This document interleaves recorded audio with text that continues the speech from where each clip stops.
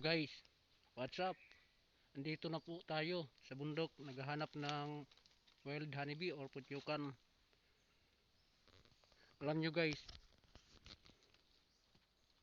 dito sa paghahanap ko sa bundok na to, hindi kalayuan sa baryo o sa barangay, meron po akong di sinasadyang nakitang bato, kaibang bato.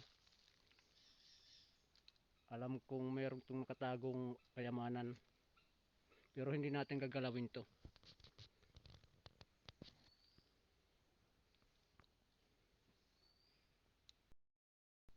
Yung bato na yan, mayroon pa siyang nakaibabaw nga sa likod na puno ng nyug.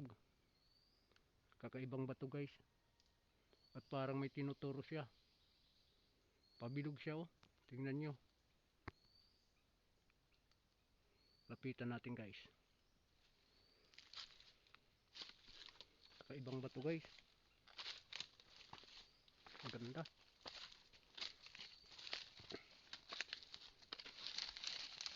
Wow. Ang ganda guys ng bato na to. Parang may nakatagong kayamanan. Pero hindi natin ito gagalawin guys. Hayaan natin yung may-ari ng lupa na kinakatayuan nito. Silang makadiskubre anong linalaman. May ano pa. Mayroong halaman pa si babaw. Parang corona.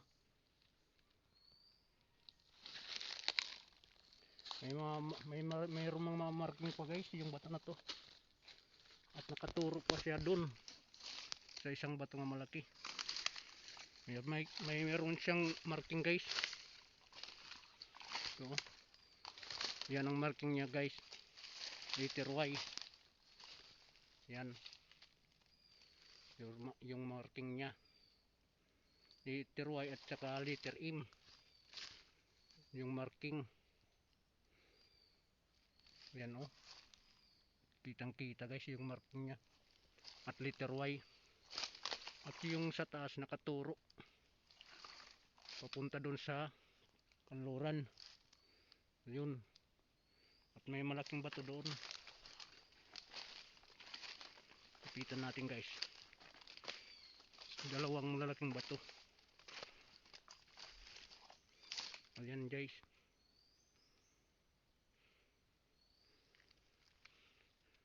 Hindi ko ito nasadya guys makita guys. Pero hindi natin ito pwede galawin. Hayaan na lang natin yung may-ari ng lupa ang makadiscover nito. Yan o. Yung bato niya yan.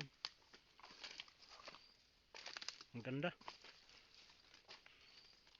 Siguradong may nakatago rito kayamanan. Saka yung marking niya.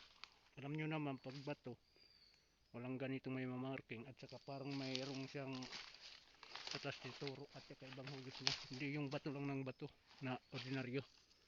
Ito parang ginawa talaga, sinadya. At nabiyak pa yung ano, si baba. Hayaan natin to guys. Okay guys, update ko na lang kayo guys. Abangan nyo na lang guys yung sunod yung video sa pagpuhag ng putyukan. Paki-share guys at like, subscribe. Thank you guys, salamat.